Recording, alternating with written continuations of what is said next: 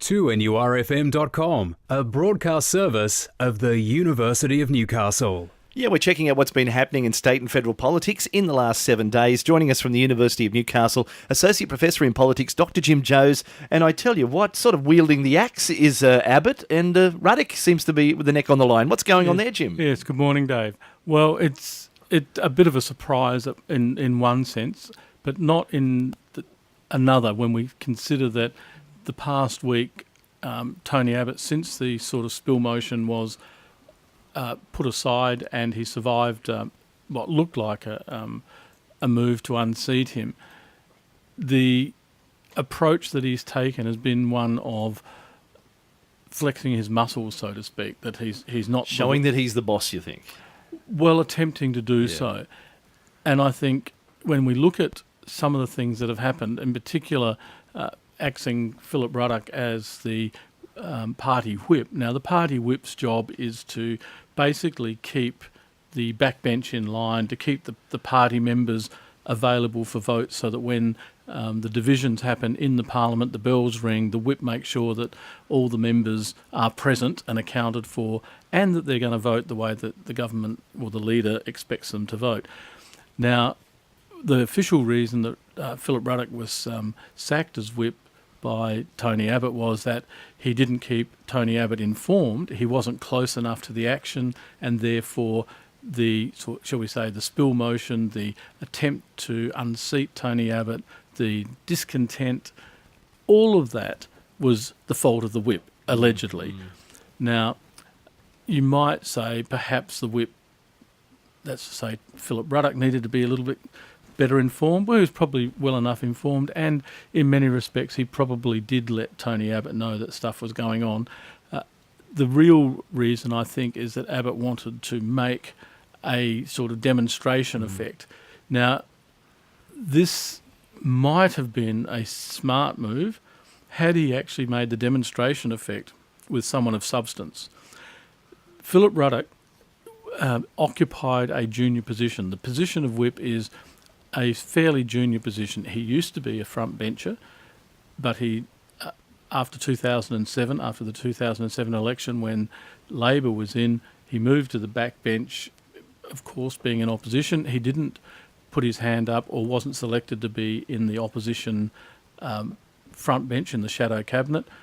And when they won government again in 2013, he was more or less rewarded for his loyalty and longevity by being given the post of whip, a relatively, as I said, junior position. So for the leader to now come along and take on the, shall we say, oldest person in the Liberal side of politics in the Parliament, they call him the father of the House. He may not necessarily be the oldest person in the House, but he's been the longest serving member of Parliament on the coalition side of politics.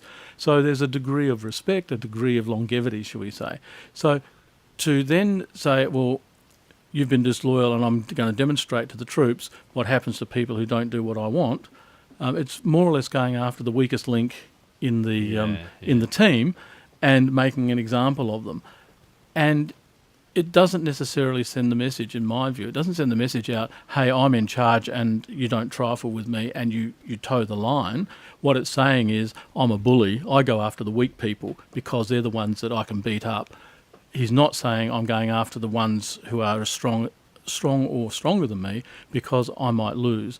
So he's not going to take on the people around Malcolm Turnbull who might have been fomenting dissent within the ranks, or the people around Julie Bishop or Scott Morrison or others. He's not gone out and publicly taken on some of the prominent backbenchers who have actually come out and said, we want to see a spill. He's taken an easy target. Well, I to think make his so. statement, yeah. And I think that tells us something about the measure of the leadership qualities of Tony Abbott. And I think it's almost an indication, almost an admission on his part that my days are numbered, and he's sort of flailing around.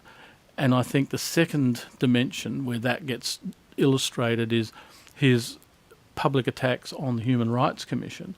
Now, ideologically, there's always been a level of hostility between the more conservative side of the coalition and the Human Rights Commission and some of the things that they've had to say in the past. So one would expect that when the Human Rights Commission comes out and says that there has been a problem with children in detention, with asylum seekers and so forth, that there's going to be some criticism coming from the government, particularly from the side of the coalition that Tony Abbott represents and as leader.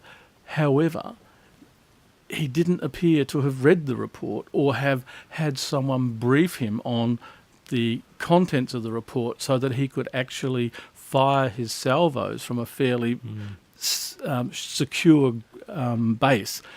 What he did was turn full front to the Human Rights Commission and attack the Commissioner, Ms Triggs, and then fire everything at her. And basically, in doing that, he missed the point that she was very even-handed in her report, and that both sides of politics, both governments, former and present, have come under fire because of the almost bipartisan politics and support for detention centres and the way in which the neglect, if you like, whether it's deliberate or incidental, I don't want to comment, but certainly the report by the Human Rights Commission laid the blame across the political spectrum and didn't single out the Abbott government as being the prime culprit.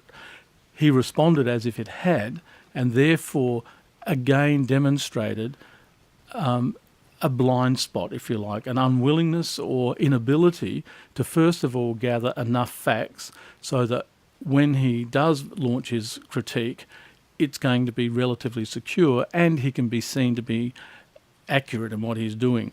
But it's a bit like he sort of, I suppose the metaphor of boxing springs to mind because he was a former boxer and his style of boxing was a bit like the whirlwind. He just went in and threw his punches around willy-nilly, and he hopefully, from his perspective, landed a few that gained him some points. That might work when you're a backbencher. It might work when you're a subordinate doing the bidding of another leader. For example, when John Howard was Prime Minister, Tony Abbott was very good at going in and attacking various dimensions.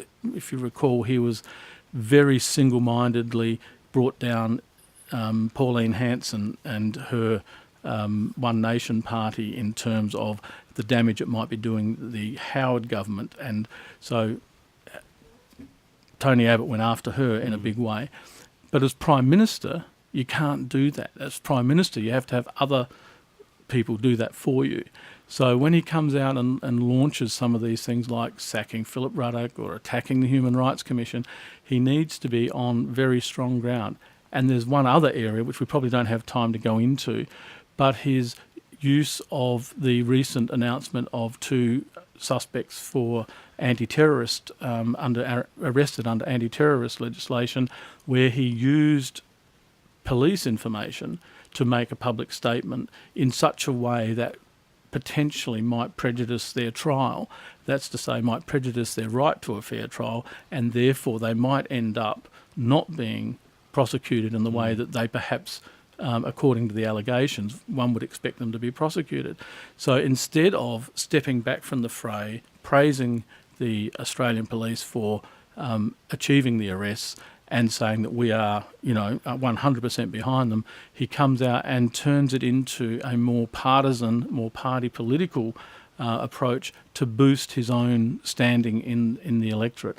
Again, Dave, that's not good leadership. That's, in a sense, showing signs of weakness, and it's playing whoever within the coalition is looking to bring him down, it's playing into their hands, and eventually we will probably see another leadership attack. Whether it sees Malcolm Turnbull succeeding, I think remains to be seen, because there are dynamics within the Liberal Party that have been put into play since about 1995. So we're now seeing some of the outcomes of the changing face of the Liberal Party over the past 20 years, and Tony Abbott is perhaps not so much the last gasp of them, but his fate is indicative of the, shall we say, the ideological complexion of the Liberal Party and the difficulty that it now faces in maintaining the level of discipline that it needs, and for Tony Abbott as leader to actually hold his ground in order to rebuild support.